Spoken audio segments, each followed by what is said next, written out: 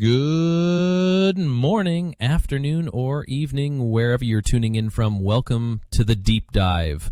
I'm your host, Michael, small in stature, big in intellect. And today we're diving into a subject that sparked debate for centuries: how Christians and Muslims understand God. So let's dive deep into it. Muslims often challenge Christians, saying we believe in three gods instead of one. But here's the thing, we don't. We believe in one God, expressed in three persons, Father, Son, and Holy Spirit. It's not three gods. It's one divine being, with three distinct expressions.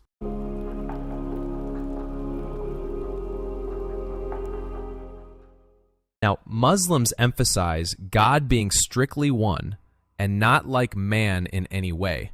But when you look into the Quran, for example, Surah 68:42, it mentions Allah having a shin. Some Islamic scholars will argue it's symbolic, but when you read it in context, it feels oddly physical. Elsewhere, the Quran references Allah having hands, eyes, and even a face. So if God is unlike man, how do we interpret these descriptions? It's a valid question, and one Muslims often deflect rather than explore. Let's bring it back to the Christian understanding. Genesis tells us that humans are made in God's image. That doesn't mean God looks like us physically. It means we're made with the reflection of his nature, body, soul, and spirit. 3 in 1, just like God. Let me break that down. The body is our flesh. It's temporary and broken by the world. The spirit is the breath of God, what gives us life. The soul is who we are, our thoughts, emotions, and identity. Take away any of those, and you're no longer a living being. And just like that, God too is triune. The Father is the source, unseen but sovereign. The Son, Jesus, is God in the flesh, come to dwell among us. The Spirit is his power and presence within us. Jesus didn't show up as a random man. He was the fullness of God in human form. Not because God needed to, but because we needed him to. A holy God couldn't walk among sinful humanity in full glory without consuming us. So he humbled himself, became one of us, so we could know him, see him, and be saved through him. Now, Muslims often try to fit God into their human framework. They'll say, God can't become a man, or God can't have a son. But here's the real problem.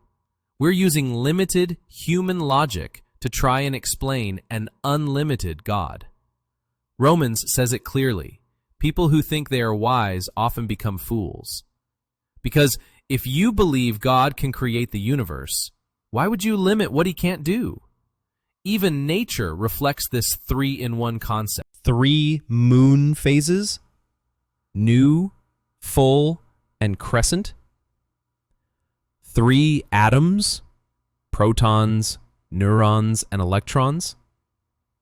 Light splits into 3 primary colors: red, blue, and yellow. The most stable structure in the world is a pyramid, and it has 3 sides. Even speaking about time, we say it in 3s: past, present, and future. Measurements have 3 dimensions: length, width, and height. Water can be ice, liquid, or steam, but it's all H2O. Fire needs fuel, oxygen, and heat. Remove one, and it dies.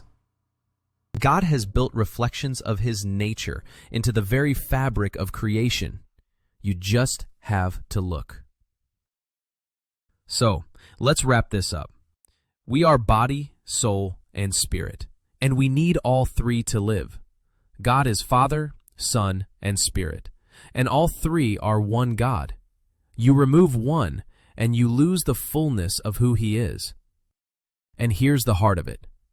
God came down to save us, not because we earned it, not because we work our way into heaven, but because of grace.